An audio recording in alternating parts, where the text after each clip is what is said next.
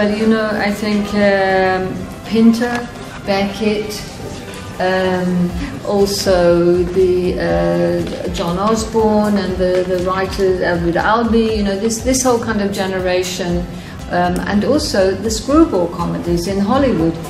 Good writing for characters who are complex, who are individual, and who are, let's say, struggling in their personal lives and in society as a whole.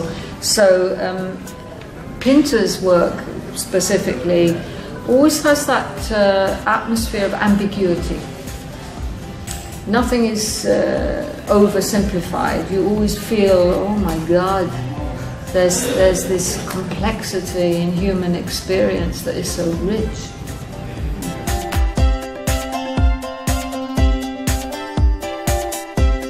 Well, they're just interesting human beings, you know, like all the women I know.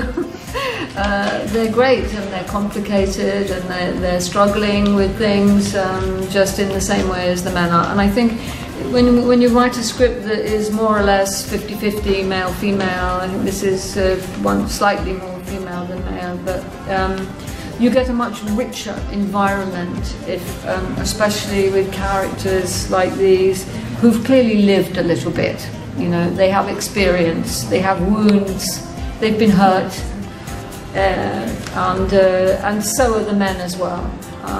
So they're all in it together in that way. But I think the women that I write and the women that I work with, they're simply really, really interesting, complex human beings. They're not reduced to a stereotype or one sliver of age or look or type or something. So it's an accurate reflection of what I see in the society around me.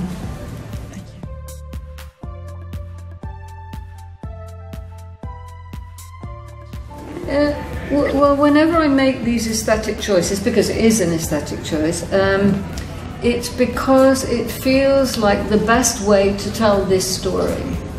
And I felt that this story needed to be black and white like a skeleton, you know? We're looking at the bones of people's lives, the most difficult, the most essential part of what they're struggling with.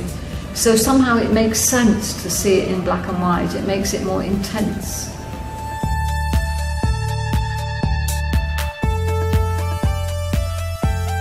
Well, I wrote it as a film, really, really, really as a film, imagining, you know, this intimate camera and all these movements through the spaces and this intensely physical relationship with the face, but also with the whole body. So I thought of it as cinema, very much. But when people saw it, I've had so many people say to me, it could be a play, you know, blah, blah, blah. And so now I'm thinking maybe that's interesting. Usually it's the other way around. A play is adapted into a film. But maybe this time it starts as a film and then it has a lot of different lives as a play.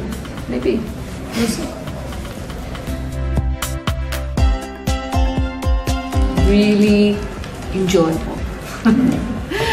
Obviously it was a big technical challenge to shoot in 2 weeks. It was a very short shoot, but to do that I worked individually with each actor first in some depth, just one-on-one and privately. So by the time we came together, each person, I already knew them, they knew me, so they trusted me a lot, and also they knew their own character very well. Everything had a reason, so we didn't waste any time on the set like, oh, why am I saying this or that, you know. All of that was already dealt with before.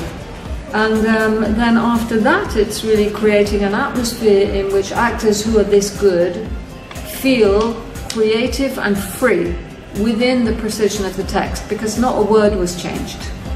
They're absolutely precise with the text, but they're physically very free, very expressive, using their bodies, using their faces, so they felt themselves really being used, you know, which they love.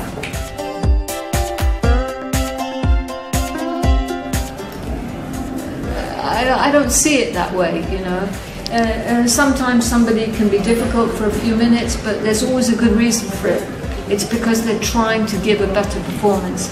So if somebody's difficult, I welcome it. I'm not afraid. So for me, it's not difficult. It's just a process. It's a creative process with actors. Well, first of all, he's so funny. In life, you know, when we're sitting together just talking, he's continuously offering up things which make you laugh. He's very modest, and he's done a lot of very interesting roles over the years. I think he's somebody with great tenderness in him, you know, vulnerability, and because of the way he looks, you know, he's not a stereotype look. So you look at him and you kind of love him, you know, because there's a vulnerability in his face. So it's a great pleasure to work with him.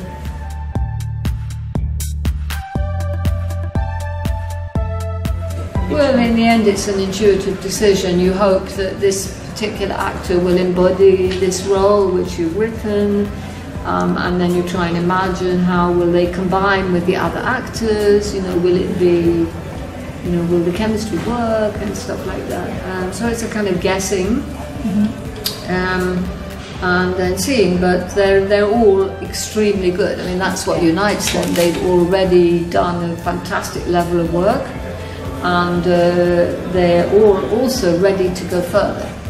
You know, they don't feel they're not actors who've stopped at a certain point and repeating themselves. They're people who really want to explore something new. So they were very good to work with.